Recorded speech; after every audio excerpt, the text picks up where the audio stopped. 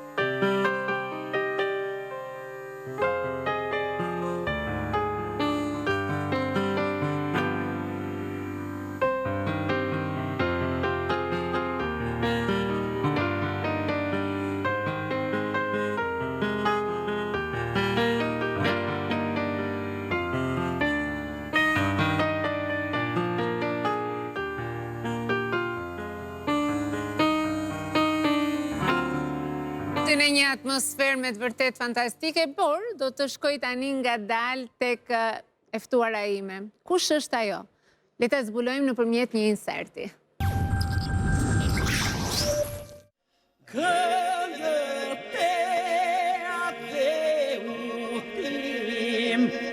E thjesht, e dashur dhe plot energji.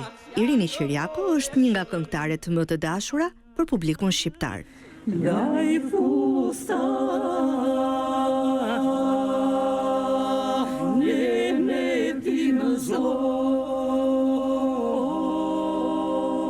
Mban me krenari titullin artiste merituar, por mbi të gjitha mban pesh zemrat i njerëzve me këngë, sinqeritetin dhe shpirtin e saj artistik.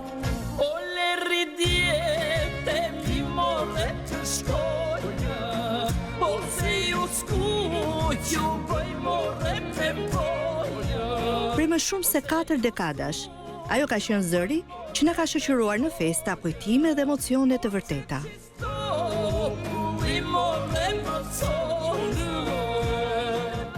Sot ajo vjen në çastin e duhur për të ndarë jo vetëm kujtime nga jeta artistike, por edhe për të na treguar anën e saj si nën edhe bashkëshorte. Një vend të veçantë në rrëfimin e saj Zë Vajza, Rivjola, e cila edhe pse jeton larg, ruan me të një lidhje të jashtëzakonshme jo vetëm si nën e bij, por si dy mike të pandara. Një bisedë ngrohtë me një grua që ka kënduar, dashur dhe jetuar me gjithë shpirt.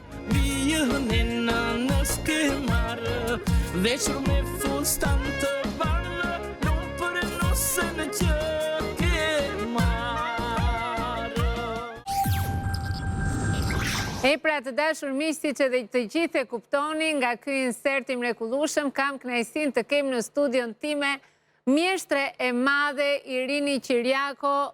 Përshëndetje Irini, mirë se erdhe, kënaqësi që të kam këtu. Përshëndetje dashur. Është kënaqësia ime e madhe kur më bë ftesa, më thanë te Fyodora, sepse unë kam kujtimin më të bukur, intervista e parë që më ke bërë ti sa po kishe dalë gazetare, unë isha e re atëhere në Ansamblin e Shtetit dhe ishte një intervistë kaq e bukur sa gjithë njerëzit në rrugë, pasi kishin parë intervistën, nuk ka ngel njeri pa më kapur. Ua, sa bukur Irini, sa e bukur intervista. E diku andej nga liqeni, andej Me siguri, se atëre i kishim kështu studio të improvizuara jashtë, do me thënë të gjitha. Po, ishte e bukur shumë. Irini, kanë qenë vite me të vërtet shumë të bukura. Unë nuk e mbaj mund të intervistë të parë me ty, me gjatë të mbaj mund që për gjatë gjithë karierës time ne jemi takuar sërish, kemi patur momente tonat, por surpriza ime më e madhe ishte, unë të kam ndjekur, nuk diskutohet, por në pjesën artistike, por pjesën private kisha kopa të parë, po si e kishe gocën si 2 pika ujë ashtu? Po, faleminderit. Sa të ngjante. Po, kur ishe vogël nuk më ngjante shumë, më ngjante nga jati. Po pasaj duke u rritur, mori shumë nga unë. Nga ty. Edhe më thonë, edhe kur ishe vogël ajo qante, pse ngjante t'jati, dohet të më ngjante mua. Edhe pasaj ku, Irini s'të kalën gjë dhe ajo fluturon. Po s'të kalën gjë me gjithmonë të paktën flas nga pjesa fizike. Po. Irini, 45 vite karrierë, një karrierë e jashtëzakonshme, një karrierë e bukur, një karrierë me shumë ritme të trevave, të labërisë, të jugut të Shqipërisë. Ti ke qenë padyshim dhe je një ikon e muzikës popullore shqiptare, asaj të traditës, asaj të vërtetës, asaj që i ka rezistuar kohës, dhe pse jo, është bërë dhe pasuri e madhe UNESCO-s, si që është isopolifonia. Jo isopolifonia shqiptare. Polifonia shqiptare. Sepse unë jam një ndër ato që nuk jam dakord kur me isopolifonik. Unë jam me profesorin e madh Ramadan Sokoli që ka qenë koka e Ballkanit. A i thoshe polifoni, Lefter Qipa i madhi. Polifoni, pra mos bëjmë këtë gabimin. Jo, asnjëherë mos e thoni këtë. Polifonia shqiptare. Ja, sa mirë që na korrigjon. Po. Se bën vaki neve na shpëton nga që kemi dëgjuar shpeshherë, ndoshta si terminologji dhe nuk dim të bëjmë dallimin njëra nga tjetra. Jo, polifonia. Ti, 45 vite që këndon. 45 vjet karrierë. Wow. Dhe prap dukesh sikur je 25 vjeç. Jo, jo 25 vjeç. Me 35 po t'i jap me mik. Jo. Shiko, njeriu artisti është një gjë shumë e bukur. Po jo gjithë artistët kanë për shumë karrierë shumë të gjatë.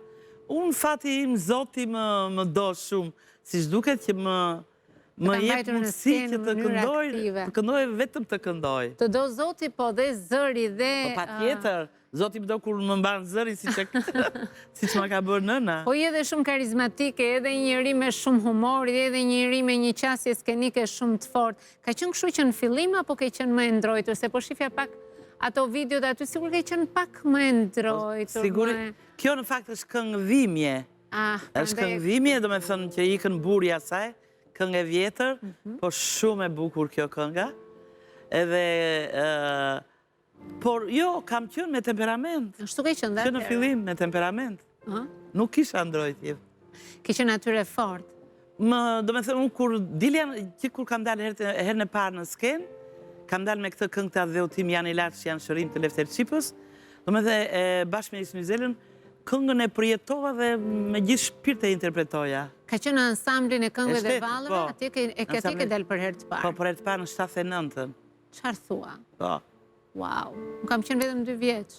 Po, qenë në 79-ën, po ke qenë e voçkëll. Po imagino se sa e re ke qenë ti, dhe ti ke qenë shumë e re kur ke dalë atje. Po, sa isha unë 24 vjeç, 23 vjeç, po. Në të moshë. Sa marrova Akademinë e Arteve dhe fillova punë në ansamblin e shtetit. Si kujton atë kohë? Si e kujton ansamblin e shtetit? Sepse ka qenë një eksperiencë e jashtëzakonshme. Kur kam vajtur në ansamblin e shtetit unë, aty ishin gjithë xhevahirët e artit shqiptar, ishte Vaçe Zela, ishte Fitnete Rexha, Naile Hoxha, Hysni Zela, Gjevdeta Fizi, Sali Brari, se mos harrova ndonjë, gjeta Zeli Hasinën, gjeta Valdete Hoxhën, Fiqerete Kapa, që më kisha kthysen e këngëve të mia. Edhe ishin kollos të mëdhenj, Besim Zekthi, ishte Recep Çeliku, Lili Çingu, ishe i madhi Agim Krajka që aji e bënte orkestrën o zotë si aji. Ishte Gjemalaci, dirigenti i korit, që ishte fantastika. Aji me nëna kështë laborator. Me ne aji provonte gjithë shkat, gjitha trevat e Shqipërisë. E ishin personalitetet shumë të mëdhaja. Me të vërtet ka qenë kohë jashtëzakonisht. Shiko, dhe ne tentojmë të quajmë personalitete ata që janë se i përkasin kohës kur janë, por atere kanë qenë me të vërtet ata që ndoshta vunë themelin e artit dhe të kulturës në Shqipëri, sepse sigurisht kanë qenë vite të arta me shumë pasion, por dhe vite të mbyllura. Por me gjitha të fati ansamblit ka qenë që ju keni udhëtuar botën, keni patur pafund mundësisht dhe keni patur atë lirin tuaj sepse ndoshta ka qenë i vetmi institucion të cilin shteti i diktaturës e lejonte të shkonte vetëm dhe vetëm që të përfaqësonte traditën, popullin, vendin, kulturën, nivelin, shpirtin. Ku nuk keni qenë? Ne tregonin shpirtin e kombit shqiptar. Se në art, në valle, në muzikë, në kostumet, është tregohet shpirti i një populli. Edhe identiteti një populli. Ne e tregonim, por me dignitet shumë të madhë. Në ashtu është e vërtet, në fakt. Ti vetë personalisht nga gjithë të udhëtime, nga gjithë të momente, nga gjithë të përfaqësime, çfarë mban mund një gjë interesante? Kam shumë historira të bukura. Kur dola për herë të parë një 79, sa kisha hyrë në ansambël, edhe ne ishte turneja parë që do të përjetoja unë, ishte Turqia. Edhe mbaj mend që se kisha provuar në një zilje e shtetit. Ku shikoj ato dritat që ndriçonin qytetet, Stambolli, Izmiri, o zot, që ç'është kjo mrekulli? Do me thënë, shtanga kështu. Edhe mbaj mend kur dham koncertin atje kishte shumë shqiptar. Po në Turqi gjithmonë ishin një 2 milion shqiptar që ishin të hershëm, edhe ishin shumë të pasur. Edhe si na kanë pritur ne ata. Por atë vit ka qenë shtetërrethim kur shkuam ne, edhe gjithë rruga ishte me ushtar me bajoneta. Edhe mbaj mend kur dham shfaqjen e parë ne në Stamboll, edhe brorisin gjithë publiku brenda. Jashasën, Arnaudum, Jashasën, bërtisin. Kjo, do me thënë, kjo nuk mikën kur, nuk e haroj kur. Të kam betur në mëndje. Po, më kanë ngel në mëndje. Edhe pasaj disa i morën e i futën brënda, me bajonet. Por, ishte, do me thënë, turneja pari ishte për mua një, wow, kështu, ngela shtanga. Pastaj, vendi më i largët ku ke qenë, ndoshta Kina, ndoshta Amerika, ndoshta flas gjithmonë me ansamblin. Jo, Amerika erdhi në kohën e demokracisë me ansamblin, se në Amerikën s'kishim ne. S'kishte atje, nuk kishim marrëdhënie, haro, po Kinën po ama. Me Kinën po. Ke qenë në Kinë? Jo, në Kinë nuk kam arritur, unë ishte brezi parë. Pastaj ishim prishur marrëdhëniet. As aty nuk arrite, vetëm këto vendet e tjera. Po këto, Spanjë, Gjermani, Francë, Greqi, të gjitha këto. I ke jetuar këto vende? Po, i kam jetuar Italinë, kështu pafund. Irini, ti më the pak më parë që ke mbaruar Akademinë e Arteve. Po. E megjithatë, mbarova liceun artistik. Dhe liceun artistik në fillim. Okej. Kam qenë studente shumë e mirë, pastaj në Akademinë e Arteve.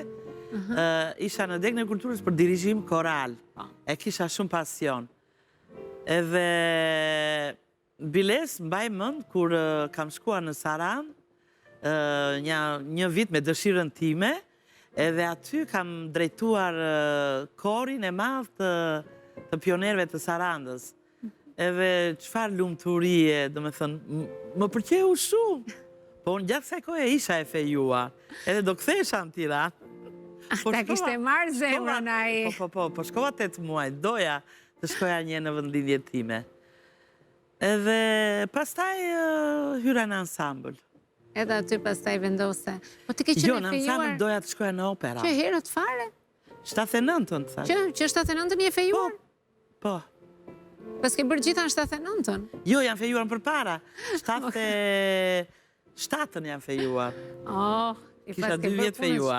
Shpejt.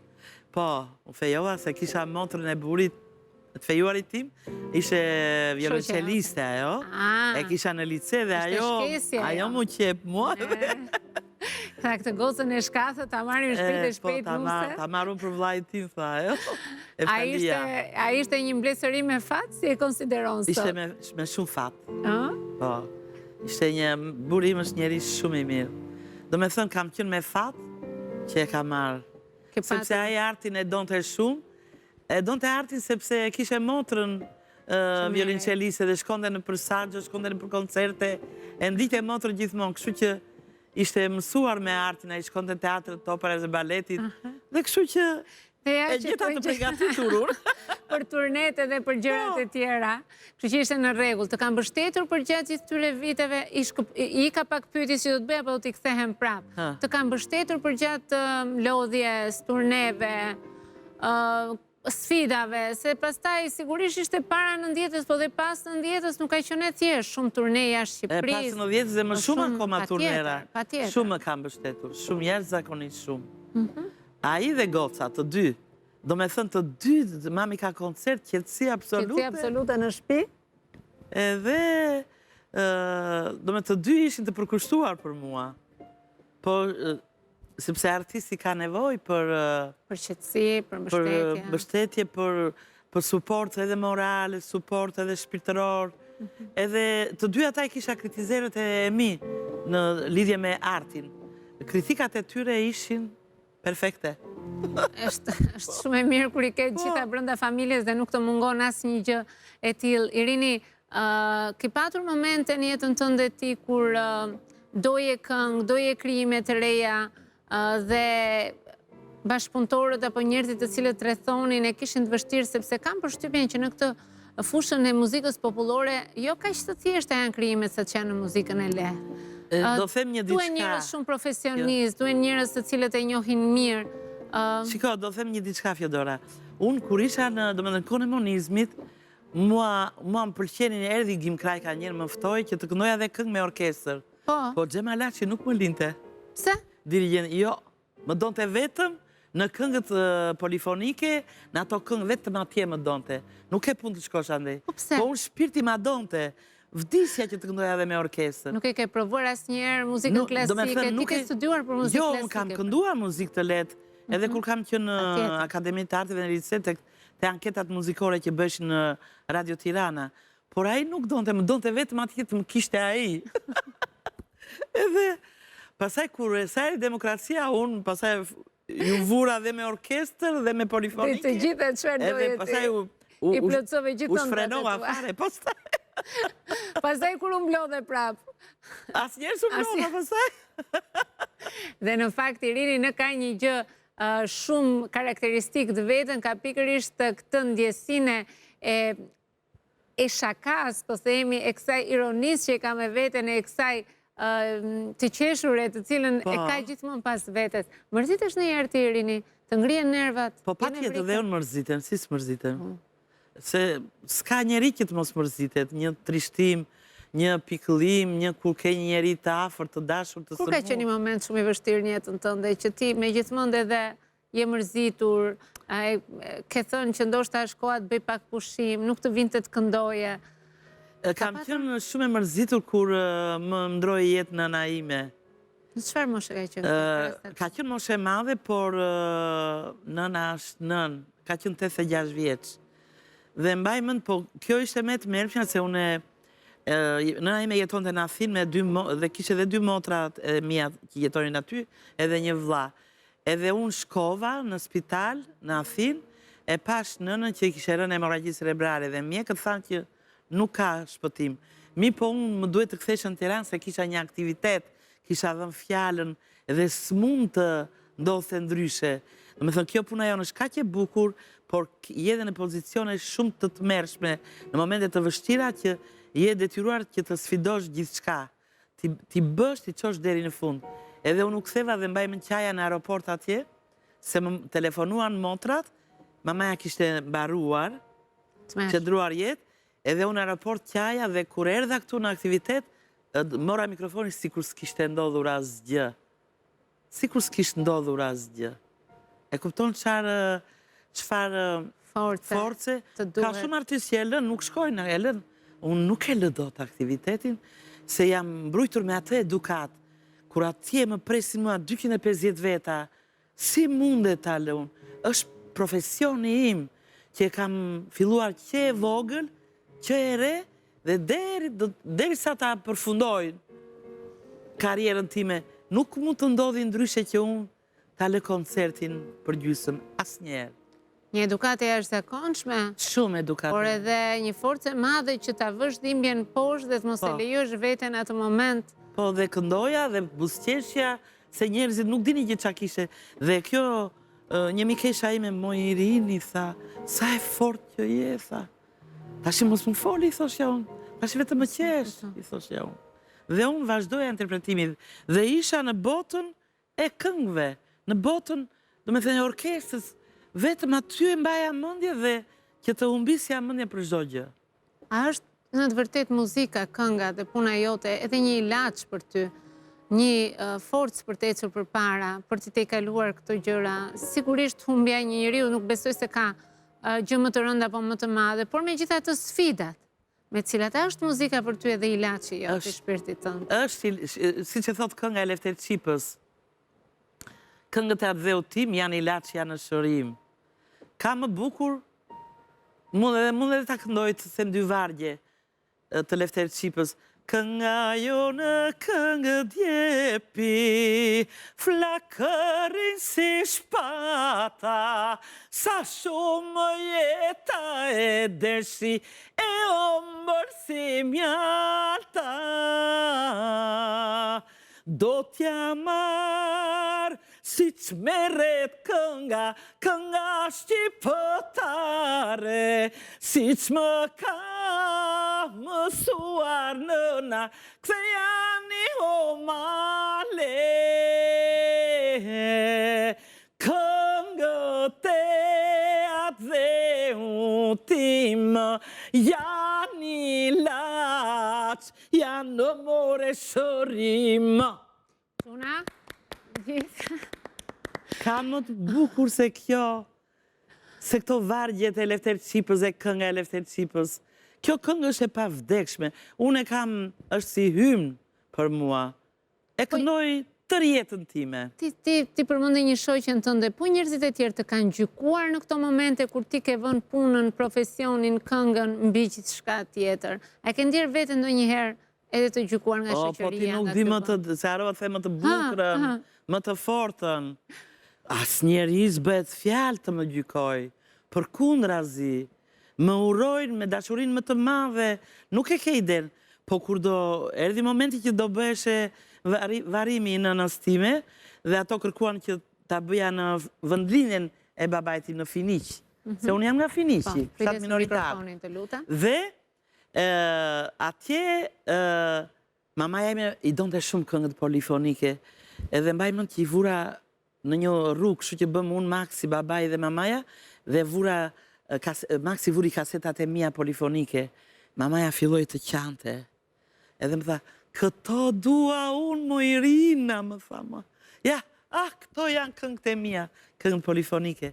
Dhe më kishte thënë, kur ti iki në botën tjetër, dua të më përcjellësh vetëm me këngë Irini, më tha më.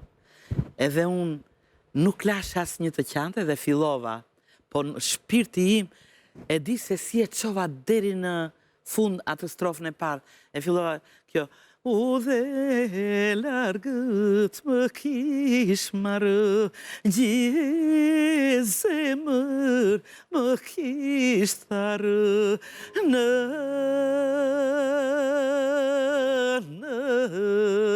moje miranë, e tjera. Së bëjt të qaj tani. E pash që lotove. Edhe kam zakon. Buri motrës me filloj të qante, dhe i thash, pusho! Zdoja qetësi të gjithë. Edhe, do me e përcolla në nëntime në atë botën e përtejme, me ashtu si qdeshte ajo me këngë. Emocionet e tua i ke shprehur gjithmonë me këngë? Edhe kur ke qenë shumë e lumtur, edhe kur ke qenë shumë e mërzitur, edhe kur ke dashur ta vësh vajzën në gjumë? Çdo që me këngë. Çdo që me këngë. Edhe kur jam e trishtuar në shtëpi, kur më kap ndonjëherë trishtimi dhe që është ndonjë problem, ndonjë hall, me këngë. Me këtë të nënës, me këtë vargjet e Çajupit. Ashtu e kalon vetën. Kështu e kaloj. Irini, kush është mendon ti kënga më e bukur që është shkruar për ty? Që i përket repertorit tënd, atij Gjerdanit, perlave që ti ke? Këngët, do me thënë, jo nga polifoniket, po këto këngët. Këtë duash ti? Se bashkëpunimi im është me Mon Xhulalin, kompozitorin e shquarit Mon Xhulali. Të cilën përshëndesim? Po, dhe kam shumë, do me gjitha albumet e mia, gjitha këngët, mund t'jenja 150 këngë, vetëm i kam bërë të gjitha me Edmond Xhulalin. Orkestrimet, krijimet e reja. Që më pëlqen shumë është kënga e Selam Salaris. Ajo është një, kaq bukur është orkestruar ajo, është një këngë madhështore, ajo është një sikur me të vërtet, unë me kuajt atje, do më thënë gjite në male dhe këndoj bashkë me ata luftëtarët, me Selam Salarin. Do më thënë është një këngë kaq që mua ajo më mallëngjen. Është një këngë patriotike, pra. Shumë e bukur, Selam Salaria. Ti vetë je njohur më shumë drejt këngëve që kanë ndjesi patriotike, që flasin për historitë vërteta, apo dhe këtyre të dashurisë, dhe këto i ke shumë të bukra, i ke shumë lozonjare. Ose pa dashurisë ka jetë. Pa dashurisë ka jetë. Ka jetë o shpirt. Po shumë këngë të bukra kanë bërë. Edhe me lulet, për shumë lule verdha, i kënoj lule verdhët, Manushaqe, se Trëndafilite, edhe Nuse Moj Sorkave, Nuseve i kam kënduar shumë. është ajo Nuse Moj Sorkave, është shumë e bukur. Një këngë fantastike. Në gjithë që ka bërë Munxulali, teksti Jorgo Papingji. Në gjithë të vite, në gjithë të karierë, në gjithë këto krijimtari, momente, kujtime, gjëra, të ka vajtur ndonjëherë mendje të bësh të shkruash, të ulesh dhe të shkruash libër për veten tënde, për marrëdhëniet me këta njerëz, për karrierën tënde, për hapat e parë, për muzikën që keni bërë, për të lënë le të themi një dëshmi të gjithë ndjesive të tua, sepse ti ke gjalla ato mënyra se si do ta them tash publike. Libri im është bërë. Është realizuar. Është bërë dhe kam, do me thëmë, turnet, gjitha turnet ndodhit dhe gjitha ato emocionet që kam dhenë për publikun e huaj. Janë shumë emocionante, por ai që e botoi librin nuk e kisha shumë mikë. Nuk më priti që të jepja fotot, fotografit, edhe botoi librin pa më pyetur mua dhe ka dal libri dhe unë do të ribotoj librin, që duhet të vëdhe fotot, sepse një libër pa foto, unë kam një karierë të gjatë, kam foto pa fund me koncertet në përbot. Edhe, është shumë emocionanta e libri. Ashtu, do ta prezentosh pastaj? Kur ta bësh pastaj, kur ta ribotoj, do ta prezentoj. Nuk e di, në këto moment të karierës... Sa mi që të vajti mundja një. Sa mi që u kujtova për librin se... Po se nga gjithë të histori që më thua, tipo më përmend shumë njerëz të cilët edhe unë për gjatë gjithë tyre viteve i kam bërë intervistat ndryshme, po ka një karrierë të jashtëzakonshme, ti më the Edmond Xhulali, po Edmond Xhulali ka, unë nuk e di se çfarë krijimtarie të jashtëzakonshme ka ai njeri. Mund të bëja disa emisione për të dhe nuk do të mbaroni, sepse është dhe vetë natyrë shumë modeste, shumë punëtor, shumë, po jashtëzakonisht shumë. Është njeri mrekullueshëm. I jashtëzakonshëm në muzikë, kështu që... Edhe i jashtëzakonshëm dhe si njeri. Dhe si njeri, kështu që e përshëndesim dhe me shumë dashuri nga kjo studio. Tani në çfarë pike je me karrierën tënde? E tërhequr ndo pak, apo shijon gjërat, apo je vazhdo të... Jo, vazhdoj. Unë tash kur u ktheva nga Italia. Do me të tani po thuaj se vetëm jashtë Shqipërisë. Do me të 9-10-11 isha në Itali. U ktheva, erdha dhe këtu kisha prap aktivitetet tjera, tash jam në studio me mundin, po punoj për 2 materiale të reja. Tjera. Po. E po tash... Nuk ri unë pa punuar. Nuk ndalon. Jo. Po si a del, ore zotëri, si a del? Jam e lumtur. Si e mban gjithë të energji, gjithë të dëshirë, gjithë të pasion. Po kjo më shton jetën mua. Më mban kështu me adrenalin. Dhe të marrë në të rinon. Po, ko për familje në ke, apo vazhdojnë ata? Ta shi goca ime nuk është. Nuk është, pra është e Shqipërisë, jeton në Gjermani. Po, im shoq më ndihmon shumë mua. Po, vjen ai shoferi im i shkreti. Të del koha që ta takosh, vete në herë në Gjermania, vjen ajo këtu. Vjen ajo më shpesh. Unë kam mund të merr të shkoj atje, vjen ajo. Është ftohtë atje. Jo, nuk është punë të thotë, çfarë do bëj atje, sa do ri unë, nuk ri dot atje. Nuk ri dot, se këtu ke koncerte, ke jetën, koncerte, punën të ndryshme, do me thënë, oferta, kërkesa që më kërkojnë gjithandej. Kush e di si ke datat e fund vitit ti, Irini? Për festat e fund vitit jam në Greqi. Jam në 2 aktivitete. Do t'jesh atje? Atje, po. Po shumë mirë. Po me këto këngëtaria që po bën me Mondin Xhulalin gjithmonë në pjesën e polifonisë? Jo, janë në krijimtari të reja. Popullore, po krijimtari të reja. Nuk e di. Një këngë, do ta them publike, një këngë, ja kam kushtuar në nësime. Nuk isha ndërmend që të bëja, se mua më kërkojnë shumë që të dedikoj këngë, kështu po unë nuk bëj nga këto. Edhe për në nëntime nuk e kisha në mendje ta bëja. Aha, më thonë, kemi një surprizë për Irinin, kemi një audio mesazh. Ja ta ndjekim një herë. Wow. E dashur dhe e shtrenjta ime Irini, u bëm pak ditë që nuk kemi folur gjatë, siç bëjmë ne shpesh, me orë të tëra në telefon, duke biseduar, qeshur, kënduar bashk, ti zëri kryesor dhe unë gjithë një zëri i dytë. Më ka marrë malli shumë për ty dhe nuk e fsheh dot që më mungon. Shpesh herë mendoj të kthehem në Shqipëri që të jetoj afër teje dhe babit për të ndjerë erën për qafimet dhe dashurinë tuaj. Pastaj rutina më rëmben dhe Gjermania më mban bërthyer ende edhe për sa kohë se di. Sa herë jam në makinë në mëngjes, rrugës duke shkuar në punë, vë YouTube-in dhe dëgjoj këngët e tua. Çmallem me ty dhe zërin tënd kristal. Të dua pafund për Irinin, artisten e madhe që je, me zërin dhe shpirtin unik, për energjinë dhe vitalitetin që dhuron pareshtur. Pastaj kujtohem që ti je dhe mami im, shoqja, motra, mikja ime më e shtrenjtë. Kujtohem sa me fat dhe e bekuar jam që të kam në jetën time. Edhe pse u bën 13 vite që jetojmë larg, ne jemi gjithnjë pranë njëra tjetrës, me mendje, me zemër, shpirt dhe shpesh me telepati. Të dua pafund ty për atë që je, frymëzimi dhe shembulli im më i vyer.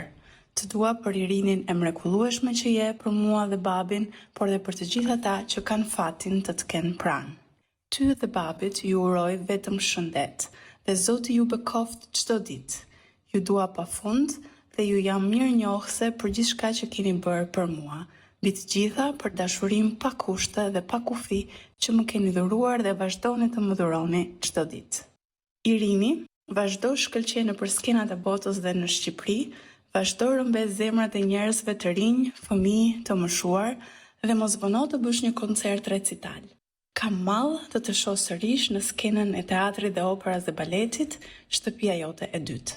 Të dua pafund të përqafoj fort rivjola jote. Shikon të bëra qesh? Ha? Fjala ishte bukura.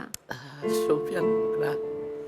Të do të adhuron. Ndihet që Rivjola ka me ty një lidhje shumë speciale. Shumë speciale ke. Shiko, të laj një porosi për të cilën ja po ku e kemi këtu në studio, këte e ke dhurat nga Rivjola jote. Ja, e kam dhurat? Ka ardhur për ty nga Rivjola me njerë pas video mesazhit të saj. Nuk flas dot. Mirë pako, mi jep mua lule t'i vendos të pranteja. Faleminderit Rivjola, je një vajzë e jashtë zakonshme. Ne dinim këtë gjë. Shpirti mamit.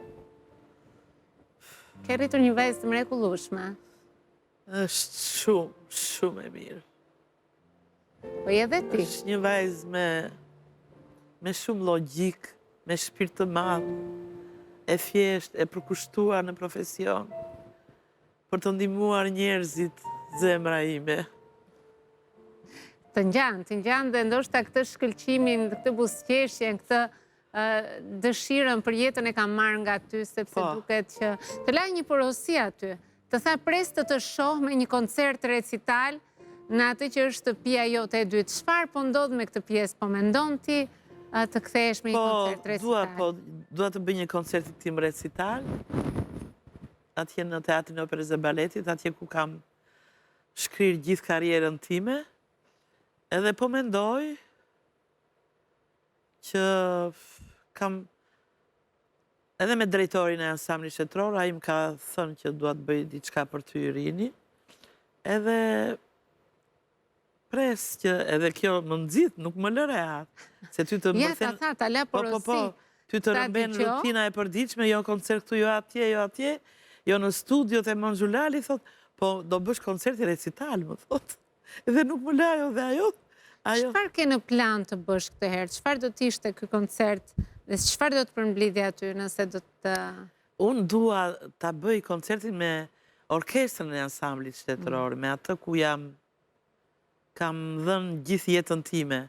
Edhe dua të ftoj mikeshët e mia të hershme të ansamblit, që kemi kënduar bashkë. Dua që të mos e bëj kështu vetëm unë thjesht këndoj Irini dhe mbaroj, jo. Dua të ftoj shumë miq edhe mikesha. Sepse më ka marrë malli për ato. Më ka marrë malli shumë. dhe uroj me shpresoj me zemër që ta bësh këtë gjë. Unë të falenderoj shumë që ishe sot këtu me mua, u kënaqa. Di që në idealen tënde do të këndonim një moment, një këngë O Sole Mio, por nuk e di nëse do të kemi pak kohë që Irini ta provoj pak veten këtu në piano për ta interpretuar për ne. Gjithsesi për mua ishte e jashtëzakonshme prezenca jote këtu. Më fal që të bëra të lotosh, mendova se s'do qarja. Bas kësaj? Nuk do ta bësh. Jo, unë e bëj, nuk e kam problem, fare. Do ta provosh një herë? Po, pra ta provoj një herë. Nuk ta prish. Nuk ma prish. Kur në bo. Faleminderit shumë. Je intervista ime parë kër e demokracia ti e bëre. Imagino, kështu që detyrimisht. Ishte kaqe bukur. E pa atëherë shumë mirë. Ishte kaqe bukur edhe. Shumë mirë. Ja ta provojmë një herë. Hajde. Ta provojmë një herë.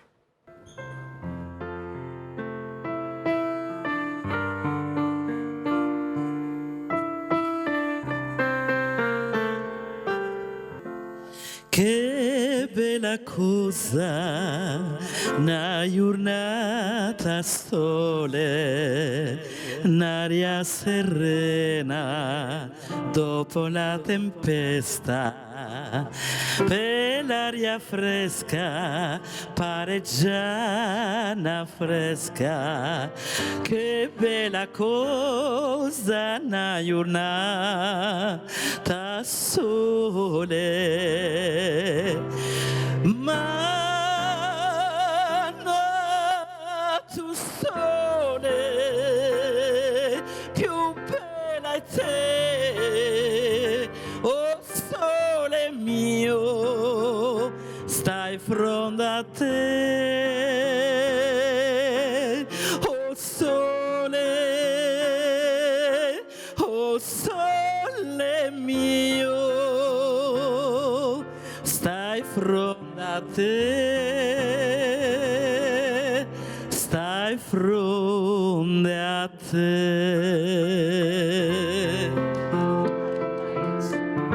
Mine mrekullueshme, kaq dhe është gjëja më e bukur që mund të më dhuroje sot. Po, faleminderit. Je shumë e mirë. Faleminderit shumë që më dhe kaq emocione sot. Nëjësia ishte e gjitha imja. Po, po. Ne do të shkojmë në hapësirë publicitare.